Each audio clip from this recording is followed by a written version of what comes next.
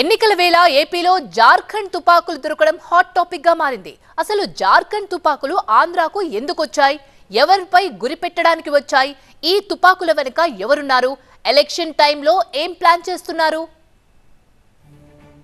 గత కొన్ని రోజుల నుంచి టాక్ ఆఫ్ ది టౌన్ గా మారింది వైజాగ్. పొలిటికల్ గా మాంచి కాక మీదున్న విశాఖ భారీ డ్రగ్స్ కంటైనర్ చేజింగ్ తో మరింత వేడెక్కింది. లేటెస్ట్ గా 2 గన్నులతో పాటు 3 బుల్లెట్లు దొరకడం, అది ఓ జార్ఖండ్ కు చెందిన వ్యక్తి వీటిని విశాఖకు తీసుకురావడం స్థానికంగా తీవ్ర కలకలం రేపుతోంది.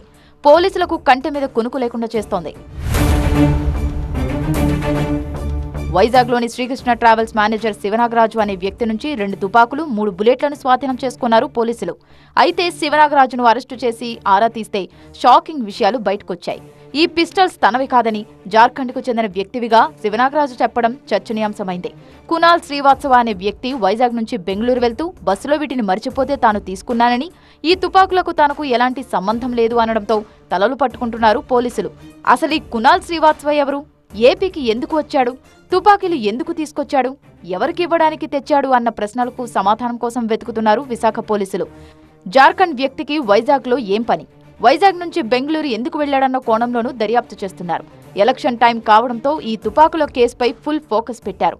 కునాల్ శ్రీవాత్సవ అనే వ్యక్తి ఆచూకీ కోసం జార్ఖండ్కి మన టీం వెంటనే బయలుదేరి తదుపరి leads presently is telling that is origin of Jharkhand అని ఆయన బస్ టికెట్ ద్వారా మనకు తెలిసింది.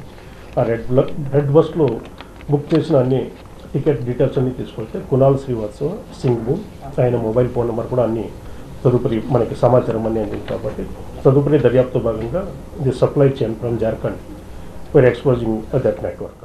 ఇదిలా ఉంటే మరో కేసులో 700 ఈ సిగరెట్లను వైజాగ్ పోలీసులు స్వాధీనం చేసుకున్నారు. 22 లక్షల విలువ చేసే ఈ సిగరెట్లను ముంబై నుంచి దిగుమతి చేసుకుంటున్నట్లు వెల్లడించారు. ఓ 2 అరెస్టు చేసి దర్యాప్తు చేస్తున్నారు. మొత్తంగా ఎన్నికల వేళ వరుస ఘటనలు వైజాగ్ పోలీసులను ఆందోళనకు గురిచేస్తున్నాయి.